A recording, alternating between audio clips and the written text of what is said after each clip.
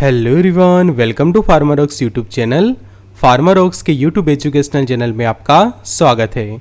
आज के video lecture में हम डिटेल में स्टडी करेंगे डेक्स्ट्रोमेथोर्फान कफ सिरप के बारे में। तो हम सीखेंगे उसके बेसिक यूज़ के बारे में, किस तरह से यह कफ सिरप काम करता है, मतलब कि उसका वर्किंग, उसके मैकेनिज्म ऑफ एक्शन, और साथ में जानेंगे उसका डेली डोज क्या रहेगा। फिर अगर समझो कि आप ओवर डोज के अंदर ये कफ सिरप यूज़ करते हैं तो कौन से साइड इफ़ेक्ट्स वगैरह हो सकते हैं, कौन से प्रिकॉशंस एंड वार्निंग्स वगैरह को आपको फॉलो करनी है जब आप ये कफ सिरप को यूज़ करते हैं। तो सबसे पहले तो समझे तो खांसी और कफ के लिए जो सबसे अच्छा जो कोई कफ सिरप है तो वो रहता है ये डेक्स्ट्रोमेथोर्फान का कफ सिरप, की जिसके साथ दूसरे भी मेडिकेशंस जो है वो कॉम्बिनेशन में अवेलेबल होते हैं। बट मेन जो कोई एक्टिव फार्मास्यूटिकल इंग्रेडिएंट हम कहें तो ये रहता है डेक्स्ट्रोमेथोर्फान कफ सिरप, ये अलग अलग कफ सिरप्स के अंदर। तो जानते हैं डिटेल में ये मेडिकेशन के बारे में और सीखते हैं। तो expert lecture by Amar sir, assistant professor and founder of Pharmarox. Thank you for be in 2 lakh family of Pharmarox. Updated रहिए फार्मा नॉलेज के साथ, एक्सेस करिए study material, test series, video lecture Pharmarox के ऐप ऊपर। एंड्रॉयड यूज़र है तो Android app download करें Google Play Store पर से, आईफोन यूज़ कर दे तो ऐप स्टोर पर से डाउनलोड करें। लिंक्स आपको डिस्क्रिप्शन बॉक्स के अंदर मिल जाएगी। तो सबसे पहले समझना जरूरी है कि कफिंग क्या है। कफिंग मतलब कि जो हमें खांसी आती है जिसको हम कहते हैं कफिंग। तो कफिंग का जो रिफ्लेक्स है वो कॉमन है सभी इंसानों के अंदर, कि जब भी हमारे थ्रोट के अंदर कोई चीज़ फंसी हुई है या फिर कोई फॉरेन सब्सटेंस हमें लगता है कि हमारे थ्रोट के अंदर है, वहाँ पे हमें ऐसा लगता है कि म्यूकस प्रेजेंट है या फिर जो हम कहते हैं फ्लैम वगैरह वहाँ पे है, तो उसको क्लियर करने के लिए, हमारे थ्रोट को क्लियर करने के लिए नॉर्मली सभी इंसानों को जो है वो खांसी आती है, कि जिसको हम कहते हैं कफिंग रिफ्लेक्स। बट जब हमें कोई रेस्पिरेटरी ट्रैक रिलेटेड डिसीज़ या फिर डिसऑर्डर्स होते हैं तो उस वक्त ये कफिंग की जो फ्रीक्वेंसी है वो काफ़ी बढ़ जाती है, मतलब कि बार बार हमें खांसी आती है और इसके कारण काफ़ी इरिटेशंस वगैरह होता है। तो सभी इंसानों को कफिंग होता है और ये कफिंग के कारण जो थ्रोट होता है वो हमारा क्लियर करते हैं हम। बट जब कोई डिसीज कंडीशंस होती है तो ऐसे कंडीशन में इसकी फ्रीक्वेंसी जो है वो बढ़ती जाती है और excessive coughing affect the daily routine activities and irritate the person. तो क्या होता है कि जब बार बार खांसी होती है तो उसके कारण हमारी जो डेली रूटीन एक्टिविटीज़ होती है वो अफेक्ट पड़ती है। कि समझो कि आप किसी के साथ बातचीत कर रहे हो और जो एक्सेसिव कफिंग हो रहा है तो उसमें भी काफ़ी इरिटेशन या प्रॉब्लम हो सकते हैं। तो इरिटेशन होता है पर्सन को कि जब भी कफिंग की जो फ्रीक्वेंसी या फिर एक्सेसिव कफिंग वगैरह होता है, बार बार खांसी आती है, तो उसके इलाज के लिए हम डेक्स्ट्रोमेथोर्फान का जो कफ सिरप है वो यूज़ करते हैं। तो ये जो प्रोडक्ट है उसके अंदर मेन जो मेडिकेशन हम कहें तो वो है डेक्स्ट्रोमेथोर्फान, ये खास आपको समझना है। और ये जो कफ सिरप जो आप यहाँ पे देख सकते हैं कि जिसके अंदर डेक्स्ट्रोमेथोर्फान सबसे ज़्यादा 15 मिलीग्राम के अंदर है, क्लोरफेनाइरामिड जो है वो 4 mg के अंदर है, और मैंथोल जो है वो अराउंड 2 मिलीग्राम जितना इसके अंदर ऐड किया हुआ है। तो मेन जो एक्टिव इंग्रेडिएंट हम कहें, एक्टिव फार्मास्यूटिकल इंग्रेडिएंट, मेन जो मेडिसिन ये कफ सिरप के अंदर, तो वो है ये डेक्स्ट्रोमेथोर्फान। और ये मेडिकेशंस क्या करती है, कफ सप्रेसेंट्स के तौर पे काम करती है और decreasing the feeling of needing to cough, मतलब कि जो आपको जो बार बार कफिंग जैसा होता है उसकी फ्रीक्वेंसी जो है वो काफ़ी कम कर देती है।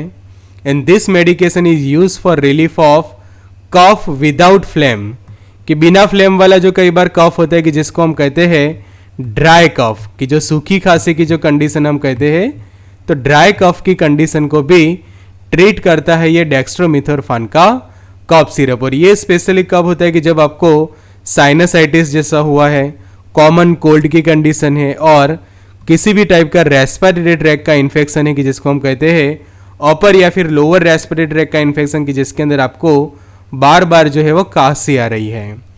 तो it is the best cough syrup to treat the coughing. सबसे बेस्ट हम कफ सिरप जो कोई कहे कफिंग को ट्रीट करने के लिए तो रहेगा ये डेक्स्ट्रोमेथोर्फान कफ सिरप। अब जानते हैं उसकी मैकेनिज्म और समझते हैं इसके बारे में डिटेल में। तो डेक्स्ट्रोमेथोर्फान का जो सॉल्ट फॉर्म है वो है dextromethorphan hydrobromide and is a antitussive medication. Antitussives का मतलब ये होता है कि कफ सेंटर को सप्रेस कर देते हैं, कफ सेंटर को जो है वो स्टॉप करके अपनी फार्माकोलॉजिकल एक्शन देते हैं। And it suppress the cough activity by reducing the activity of cough centre in the brain, कि हमारे ब्रेन के अंदर रहे जो कफ सेंटर्स होते हैं उनकी एक्टिविटी को ये कम कर देता है। And dextromethorphan hydrobromide is a use in a treatment of dry cough and it reduce the coughing frequency and treat excessive coughing condition, कि जैसे मैंने अभी आपको समझाया कि जो बार बार आपको खांसी आती है, फ्रीक्वेंसी जो काफ़ी इंक्रीज हो जाती है कफिंग की, तो इसको रिड्यूस करने का काम करता है, कम करने का काम करता है ये डेक्स्ट्रोमिथोर्फान मेडिसिन। तो इसकी मैकेनिज्म हम समझे फार्माकोलॉजिकल एक्शन, तो सप्रेस करता है कफ सेंटर को, कि यहाँ पे जो कफ सेंटर्स आप यहाँ पे देख सकते हैं डायग्राम के अंदर, कि जो ब्रेन के अंदर जो ये कफ सेंटर्स जो है वो मौजूद होते हैं, तो ये कफ सेंटर्स को सप्रेस करता है, मतलब कि उनकी एक्टिविटी को रिड्यूस करके एंटीटसिव एक्शंस देता है बॉडी के ऊपर, और इनहिबिट करता है production of cough as well as the frequency of coughing. Coughing की फ्रीक्वेंसी एज वेल एज जो कफ प्रोडक्शन होता है उसको कम करवाता है। और ये मेडिकेशन क्या करती है, NMDA जो रिसेप्टर्स होते हैं उनको ब्लॉक करता है, जिसके कारण उसको NMDA रिसेप्टर एंटागोनिस्ट कहा जाता है। ये खास आपको इंपॉर्टेंट है कि जो student multiple choice questions related preparation कर रहे हैं तो उनके लिए ये खास इंपॉर्टेंट पिन पॉइंट कि डेक्स्ट्रोमिथोर्फान NMDA रिसेप्टर को ब्लॉक करता है, उनके एक्टिविटी को स्टॉप करता है, जिसके कारण NMDA रिसेप्टर एंटागोनिस्ट कहा जाता है। Thus reduce the coughing activity after taking this cough syrup. तो अगर कोई पर्सन ये डेक्स्ट्रोमिथोर्फान वाला कफ सिरप लेता है तो ये कफ सिरप लेने के बाद जो कफिंग की फ्रीक्वेंसी है और जो कफिंग की जो इंटेंसिटी है वो धीरे धीरे काफ़ी कम हो जाती है। आगे समझिए उसके डेली डोज के बारे में। तो ये कफ सिरप यूजुअली जो है वो 100 ml आपको मिलता है। तो ये 100 ml में से डेली जो है वो आप मिनिमम 15 ml जितना कफ सिरप जो है वो ले सकते हैं। तो take this medication by mouth 5 ml 2 to 3 times a day, मतलब कि 5 ml जितना आप समझो कि मॉर्निंग में लेते हैं, फिर दूसरा 5 ml जितना आप आफ्टरनून में लेते हैं, और तीसरा 5 ml जो है वो आप नाइट में लेते हैं। तो इस तरह से टोटल 15 ml जितना ही ये कफ सिरप लेना चाहिए। अगर कफिंग फ्रीक्वेंसी काफ़ी कम है तो दोपहर में आप उसको लेना अवॉइड कर सकते हैं, सिर्फ मॉर्निंग और नाइट में लेकर टोटल 10 ml जितना लोगे तो भी ये इनफ रहेगा। कि डेली समझो कि आप 10 ml जितना लेते हैं और ज़्यादा से ज़्यादा कफिंग ज़्यादा है तो 15 ml जितना लीजिए, जिससे आपका ये कफिंग जो है वो काफ़ी क्योर हो जाएगा। Usually every 6 to 8 hours as needed as the directed by your doctor. साथ ही आपको ध्यान रखना है कि आपके हेल्थ केयर प्रोवाइडर्स ने आपको क्या एडवाइस दी है उसके अकॉर्डिंग टू भी साथ में लेनी चाहिए। But don't take more than 15 ml per day. ये खास ध्यान रखिए कि दिन में 15 ml या फिर उससे ज़्यादा जो है वो 15 ml से ज़्यादा लेना जो है वो डेंजरस रहेगा, बिकॉज आगे हम सीखेंगे उसके सीरियस साइड इफ़ेक्ट की, जिससे आपको पता चलेगा कि अगर आप उसका मिसयूज़ करते हैं, ओवरडोज में यूज़ करते हैं तो क्या प्रॉब्लम्स होते हैं। सो सीरियस साइड इफेक्ट और sedations will be occur if you take the more amount और in a higher dose then prescribe amount of dextromethorphan cough syrup के। अगर आप एक्सेसिव ले लेते तो उसके कारण सेडेशन वगैरह हो सकती है, आपको काफ़ी नींद आ सकती है और उसके कारण और आगे सीरियस कॉम्प्लिकेशंस हो सकते हैं। सो ज़्यादा से ज़्यादा 15 ml और ज़रूरत पड़ने पर 5 या 10 ml जितना ही पर डे जो है वो इसको यूज़ करना चाहिए, कि जिससे आपकी इफ़ेक्ट भी मिले, साइड इफ़ेक्ट्स कम हो और प्रॉपर आपकी जो डिसीज़ का जो है वो ट्रीटमेंट हो जाए, कि जो कफिंग का इलाज भी हो जाए और कोई साइड इफ़ेक्ट्स भी ना हो। तो उसके लिए 15 ml से ज़्यादा उसको यूज़ ना करें, ये खास आपको ध्यान रखना है डेली डोज के अंदर।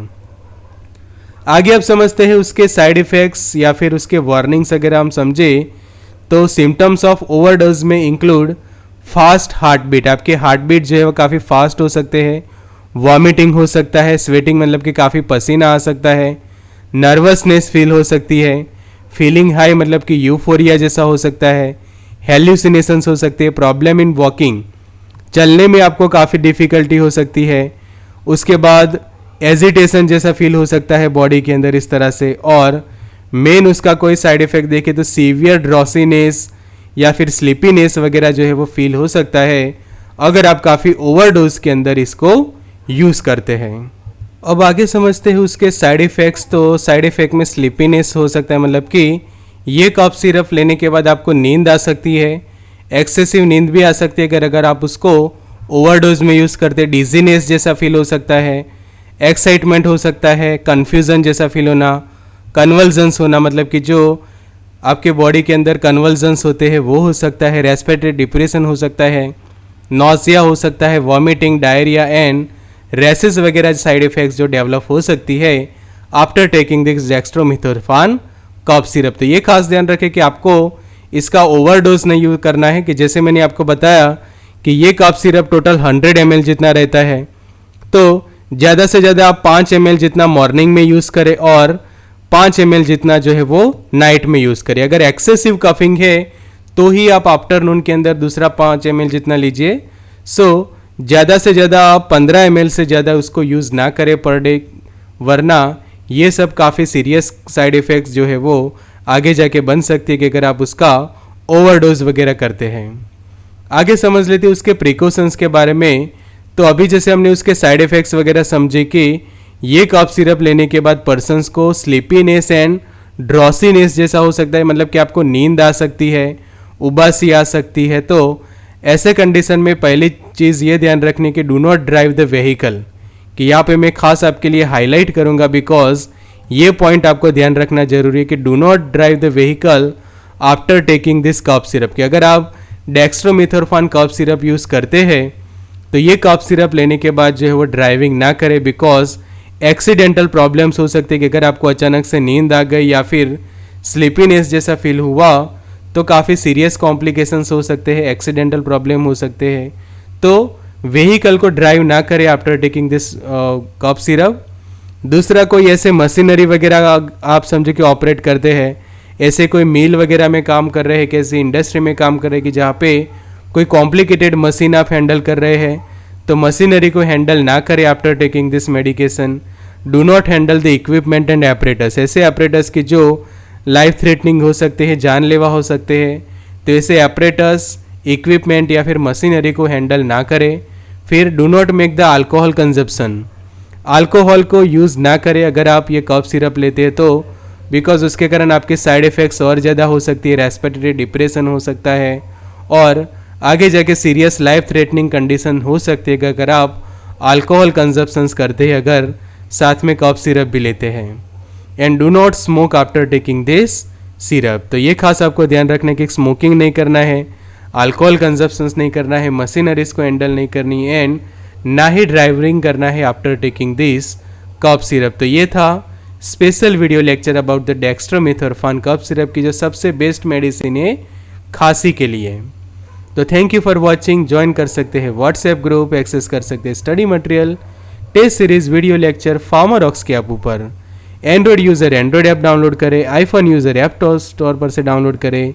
लिंक्स आपको डिस्क्रिप्शन बॉक्स के अंदर मिल जाएगी। Good luck and all the best.